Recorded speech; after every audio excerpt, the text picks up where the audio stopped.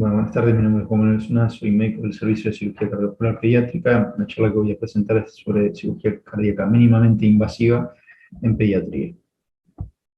A raíz de principalmente la experiencia que inicialmente se dio en la cirugía cardíaca mínimamente invasiva en pacientes adultos, bueno, distintas técnicas fueron implementándose en la población pediátrica, ya desde la década del 90. Inicialmente con patologías de menor complejidad y bueno, se ha ido extendiendo su uso a patologías más complejas y distintas técnicas que se han ido implementando. Esto conllevó bueno, aparición o un uso bastante extenso de estas técnicas mínimamente invasivas.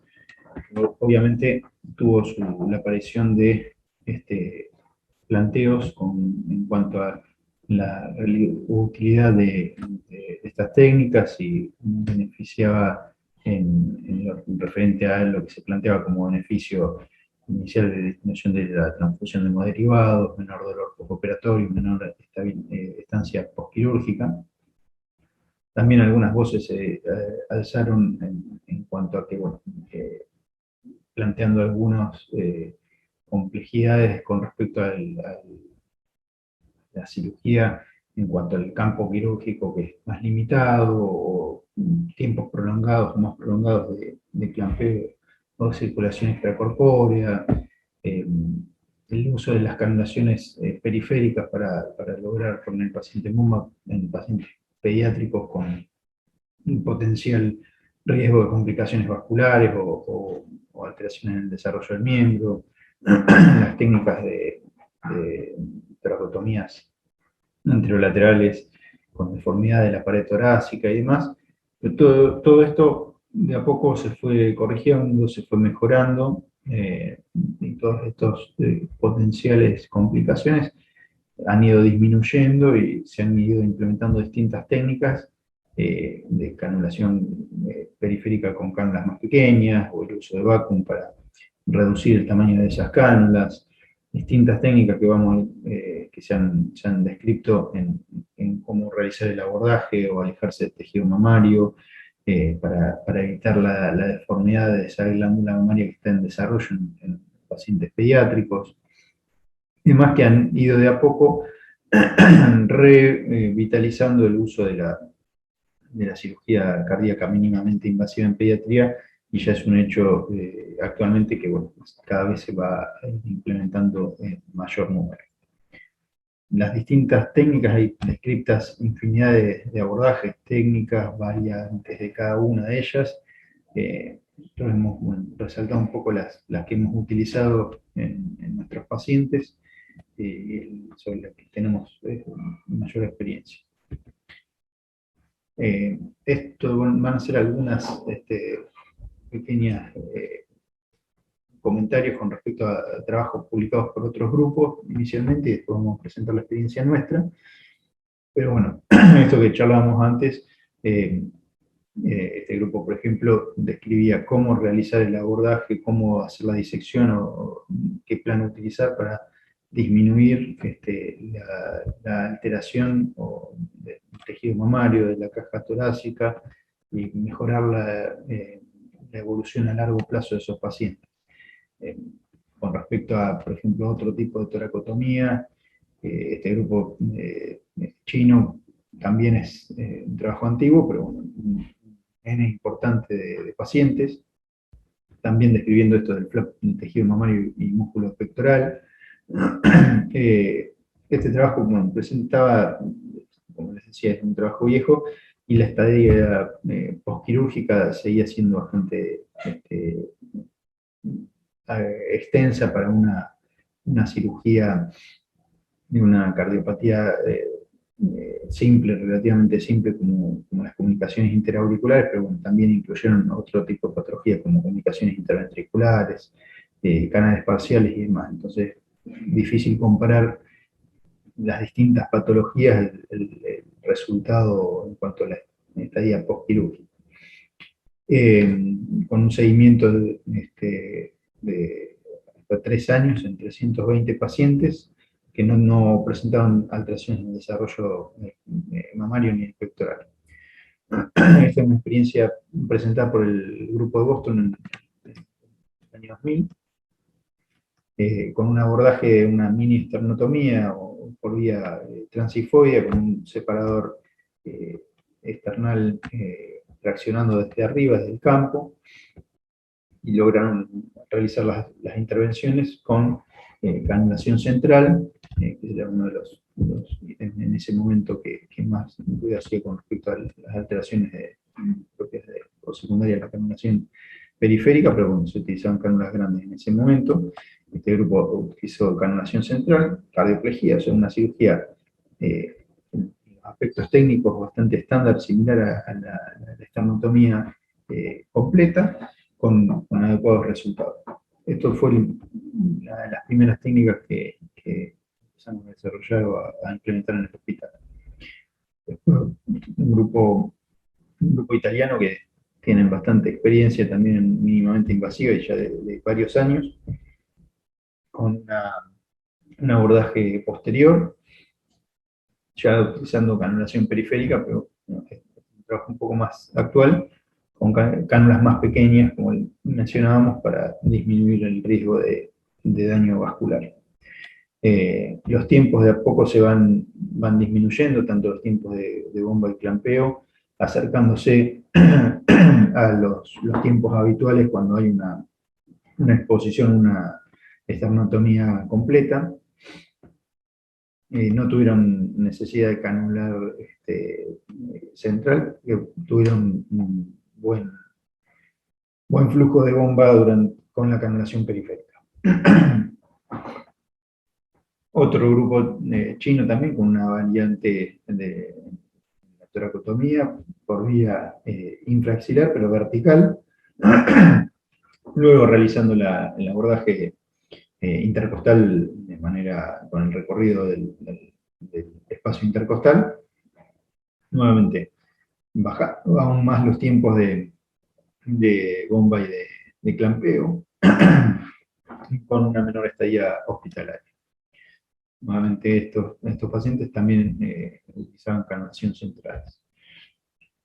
Y uno de los trabajos por ahí más actuales en lo que respecta a otra vía de abordaje es la incisión axilar derecha, limitado el acceso entre las líneas axilares anterior y media, con un campo quirúrgico mucho mejor. Hemos constatado con varios de nuestros pacientes que nos permite, inclusive este grupo realizaba canulación inguinal y a veces también canulación percutánea a nivel yugular, a cargo del anestesiólogo, pero también se puede implementar con canulación central. El abordaje deja expuesto y cercano tanto el corazón, la aorta, permite un adecuado acceso a la cavidad, realizar una adecuada semiología cardíaca. Nos hemos valido en algunos casos de la cardioscopía también, la tracoscopía para evaluar y realizar semiología intraoperatoria. Y con respecto a la cirugía robótica, no hay mucha experiencia a nivel mundial en la población pediátrica, a diferencia de lo que se ha extendido en la población adulta.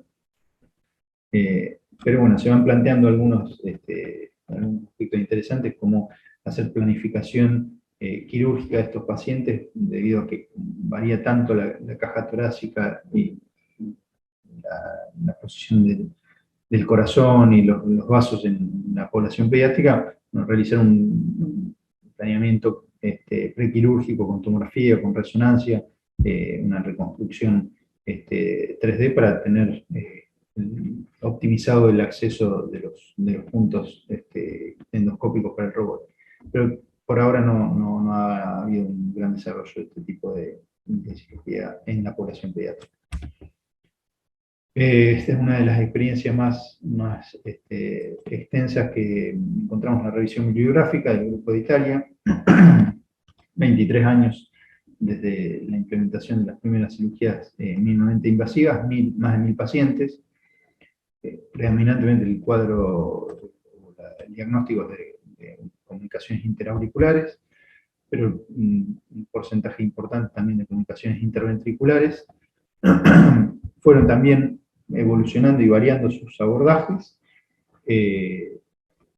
y con resultados sin grandes diferencias entre cada uno de estos abordajes, en cuanto a riesgo de complicaciones o resultados perioperatorios. Una experiencia muy impresionante.